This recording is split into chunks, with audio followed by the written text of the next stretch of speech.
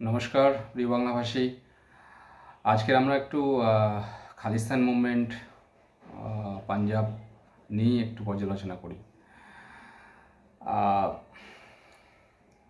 ইংরেজরা যখন ভারতবর্ষর চারিদিকে রাজত্ব করছে, তখন কিন্তু 1920 সাল অবধি পাঞ্জাবকে কিন্তু দখল করতে পারেনি। শিখ অধ্যুষিত যে এরিয়া ছিল পাঞ্জাব, এবং এখন কিছু অংশ পাকিস্তান অধ্যুষিত পাঞ্জাব, হরিয়ানা, হিমাচল প্রদেশ, এগুলোকে নিয়ে একটা শিখ অধিষ্ঠিত একটা এম্পায়ার ছিল, যেটা মহারাজা রঞ্জিত সিং রাজত্ব করতেন।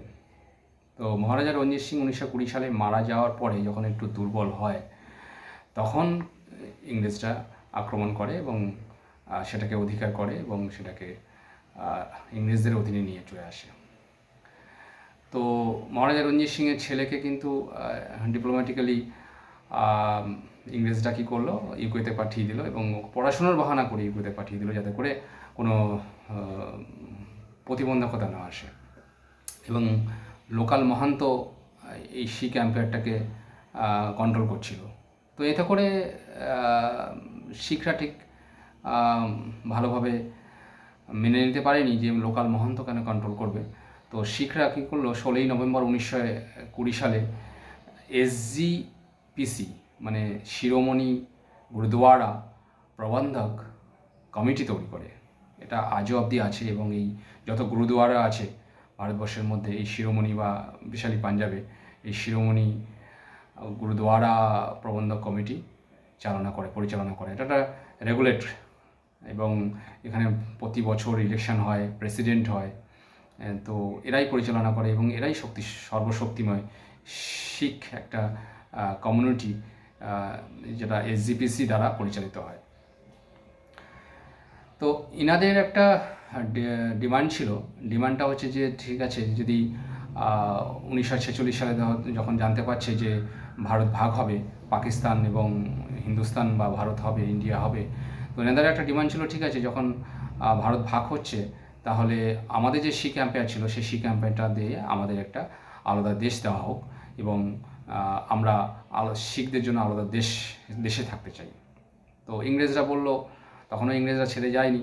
ইংরেজরা বললো যে আগে কি হয়েছিল না হয়েছিল ওসব জানার দরকার নেই, তোমরা সংখ্যায় তো খুবই কম, মানে সংখ্যায় তখন দেখা যাচ্ছে যে ওভারঅল যত ইন্ডিয়ান আছে তাদের 1%ও হচ্ছে না। তো সেই হিসাবে একটা দেশ তৈরি হচ্ছে না। তো ঠিক আছে, তখন শিখরা বললো যে ঠিক আছে, যদি ইউনাইটেড হয়, মানে ইন্ডিয়া যদি ভাগ না হয়, ইউনাইটেড স্টেট হয়, তাহলে আমরা থাকতে রাজি আছি। বাট সেটা তো হলো না, এবং দেখা গেল যে দেশভাগের ফলে সবথেকে বেশি শিখরাই সাফার করেছে। মানে অর্ধেকের বেশি, মানে মোটামুটি 60% এরিয়া পাঞ্জাবে চলে যায় এবং 55% পপুলেশন, তার অ্যাসেট পাঞ্জাবে চলে যায়। এবং ওই সময় কি হয়, শিখরা কিন্তু পাকিস্তান থেকে দলে দলে পাঞ্জাবে চলে আসতে থাকে এবং তাদের সমস্ত কিছু ছেড়ে ছুড়ে পাঞ্জাবে এসে বাস করতে থাকে, এবং সেক্ষেত্রে শিখদের অনেক অনেক লস হয়।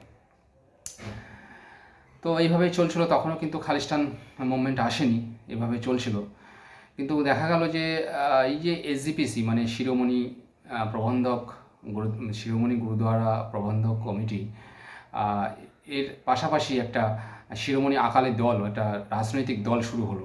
সেই দলটা কিন্তু পাঞ্জাবে বেশ নাম করলো এবং কংগ্রেসের সাথে পাল্লা দিয়ে নিজেদেরকে প্রতিষ্ঠা করলো। তো এতে করে সেন্ট্রাল গভর্নমেন্টের, বিশেষ করে ইন্দিরা গান্ধী যখন প্রধানমন্ত্রী হলো, তখন থেকেই ইন্দিরা গান্ধী এই শিরোমণি আকালি দলের পেছনে পড়লো। এবং দেখা গেল যে 1971 সালে যে লোকসভা ইলেকশনটা হয়, সেখানে শিরোমণি আকালি দল মাত্র 13টা সিটের মধ্যে একটা সিট পেল, এবং 1972 সালে যে বিধানসভা ইলেকশনটা হয়, সেখানে 170টা সিটের মধ্যে মাত্র 24টা সিট পেল। তো তাতে করে কংগ্রেসই ওখানে সরকার গঠন করলো, এবং এর পর থেকেই চলে আসলো আমাদের ভিন্দ্রাওয়ালা, যে এখন যিনি জার্নাল সিং ভিন্দ্রাওয়ালা, এখন যিনি নেতৃত্ব, মানে ব্লু স্টারের যে নেতৃত্ব দিয়েছিলেন, অপারেশন ব্লু স্টারের যিনি নেতৃত্ব দিয়েছিলেন 1984 সালে। তো উনি ওনার সাথে কিন্তু ইন্দিরা গান্ধী হাত মিলিয়েছিল। মানে তারপরেও কিন্তু উনি 1979 সালে শিরোমণি আকালি দলের সাথে চলে যায় এবং ওনারা 1973 সালে একটা রেজলিউশন পাশ করে, যার নাম হচ্ছে আনন্দপুর সাহিব রেজলিউশন। এই রেজলিউশনটা কেন পাশ করা হয়? এই রেজলিউশনটা পাশ করা হয় এই কারণে যে ওনাদের অনেক 16টা ডিমান্ড ছিল। এই 16টা ডিমান্ডের মধ্যে মেন ডিমান্ডগুলো আমি একটু বলি। প্রথম হচ্ছে যে সেন্ট্রাল গভর্নমেন্টের খুব বেশি ওখানে আধিপত্য থাকবে না পাঞ্জাবে। চণ্ডীগড়কে পাঞ্জাবের অধ্যুষিত করতে হবে, কারণ তখন ল্যাঙ্গুয়েজের ভিত্তিতে স্টেট হয়ে গেছে।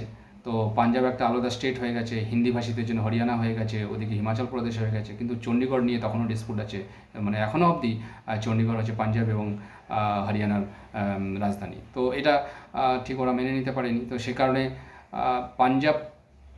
পাঞ্জাবিরা বা শিখরা চেয়েছিল যে চণ্ডীগড়কে তাদের দিয়ে দেওয়া হোক, পাঞ্জাবেরও দিয়ে দেওয়া হোক স্পেশালি। 2 নম্বর হচ্ছে কিছু রিজার্ভেশন করতে হবে। বিভিন্ন জায়গা যারা মাইনরিটি, মানে পাকিস্তানে যারা শিখ আছে বা বিভিন্ন দেশে যারা শিখ আছে, তাদেরকে গুরুদ্বারা দ্বারা পরিচালনা করতে হবে, গুরুদ্বারার কন্ট্রোলে নিয়ে আসতে হবে। এরকম কিছু 16টা ডিমান্ড নিয়ে শুরু হয়েছিল আনন্দপুর সাহিব রেজুলেশন। এই আনন্দপুর সাহিব রেজুলেশনটাই এখন খালিস্তান মুভমেন্টের প্রধান কারণ, যেটা এখনও অবধি ওদের ফুলফিল হয়নি। তো যাই হোক, তো অপারেশন ব্লু স্টার হলো। অকাল তাকত বলে যে স্বর্ণ মন্দিরের মধ্যে যে ওদের জমায়েত ছিল, শিখরা ওখানে থাকতে এবং নিজেদের অ্যাক্টিভিটিগুলো চালনা করতেন। তো সেখানে সেনাবাহিনী ঢুকতে শুরু করলো এবং 3 দিনের অপারেশনের, যদিও খুবই লড়াই হয়েছিল এবং ভারতীয় সেনারা ভেবেছিল খুব অল্পের মধ্যে দিয়ে আমরা ওদেরকে হারিয়ে দেবো, কিন্তু সেটা হয়নি। ওরা সশস্ত্র এবং এক জার্নালিস্টকে, জর্নাল সিং বিদ্যাওয়ালা বলেছিলেন যে এত সেনা আছে, এত সেনার সাথে মোকাবিলা করবে কী করে? তো সেই জার্নালিস্টকে জর্নাল সিং বিদ্যাওয়ালা বলেছিলেন যে সংখ্যায় ভেড়িয়া অনেক বেশি থাকে, কিন্তু শের 1000টা ভেড়িয়াকে একাই মেরে দিতে পারে। তো যাই হোক, সেই অপারেশন ব্লু স্টার হলো এবং সেখানে জর্নাল সিং বিদ্যাওয়ালা নিহত হলেন এবং তার সাথে সাথে সমস্ত ওদের পরিকল্পনা ব্যর্থ হলো। সেখানে কিন্তু একটা ইন্দিরা গান্ধীর উপরে শিখদের একটা রাগ চলে আসলো এবং তার ফলে যে যদিও বলেছিল যে ইন্দিরা গান্ধীকে কিন্তু ওয়ার্নিং দিয়েছিলেন বা বলেছিলেন যে আপনার যে 2 জন শিখ দেহরক্ষী আছে তাদেরকে একটু দেখবেন বা বাইরে বের করে দেওয়াই বোধহয় ভালো হবে, কিন্তু ইন্দিরা গান্ধী সেটাকে ঠিক মানে সিরিয়াসলি নেননি। তার জন্য দুই দেহরক্ষী ইন্দিরা গান্ধীকে শ্যুট আউট করে। তো এইভাবে চলছে এখনও অবধি, খালিস্তান মুভমেন্ট চলছে। ইন্দিরা গান্ধীর পরে 1989 সালে এই সাহিব রেজলিউশনটাও আরও মানে তুখর হয় এবং ইন্ডিয়ার বাইরেও কানাডা, ইউকে, অস্ট্রেলিয়া, ইউএসএতেও অনেক শিখ আছে। সংখ্যায় প্রায় তো 2.5 কোটির মতো শিখ আছে। তো বাইরেও প্রায়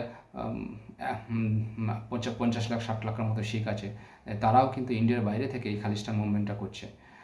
নির্জর সিং যিনি আছেন, তিনি যদিও গত জুনে নিহত হয়েছেন, একজন আননোন গানম্যান মানে মেরেছেন, যার জন্যই কানাডার জাস্টিন ট্রুডোর সাথে ইন্ডিয়ার কূটনৈতিক সম্পর্ক অবনতি হয়েছে। পাঞ্জাবের এখন কিন্তু স্লো ক্রাইসিস চলছে। স্লো ক্রাইসিস বলতে একটা সময় জিডিপি অনুসারে কিন্তু পাঞ্জাব প্রথম র্যাঙ্কে ছিল, 1971 সালে, 72 সালে, 73 সালে প্রথম র্যাঙ্কে ছিল, কিন্তু সেখান থেকে পাঞ্জাব অনেক নিচে নেমে গেছে। যে পাঞ্জাব গ্রিন রেভলিউশনের জন্য বিখ্যাত, সেখানে কিন্তু এখন মাটির নিচে জলের স্তর অনেক নেমে গেছে। প্রায় 70% এরিয়ায় জলস্তর অনেক নেমে গেছে, যেখানে ঠিকঠাক করে ফসল হচ্ছে না, জল পাচ্ছে না। এই খালিস্তান হওয়ার জন্য পাকিস্তানও কিন্তু অনেক সাপোর্ট করছে। পাকিস্তান যেহেতু বর্ডার এরিয়া, তো পাকিস্তান থেকে অনেক ড্রাগস সাপ্লাই হচ্ছে। পাঞ্জাবি যে ইয়াং জেনারেশন তারা ড্রাগ অ্যাডিক্টেড হয়ে যাচ্ছে। আহ, একটা মানে হিউম্যান রাইটসের একটা বিরাট একটা ক্রাইসিস।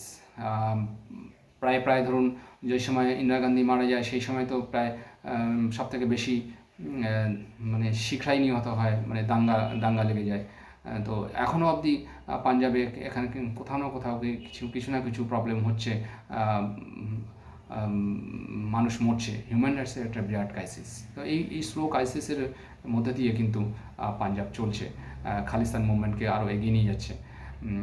তো এই খালিস্তান মুভমেন্টের মোটামুটি একটা সম্যক ধারণা আপনাদের দিলাম। হয়তো আরও বেশি করে সবার সবাইকে জানার জন্য অবকাশ রইল। আরও কিছু জানা যদি থাকে আমি অবশ্যই আবার আরেকটা পর্যালোচনা করব। নমস্কার।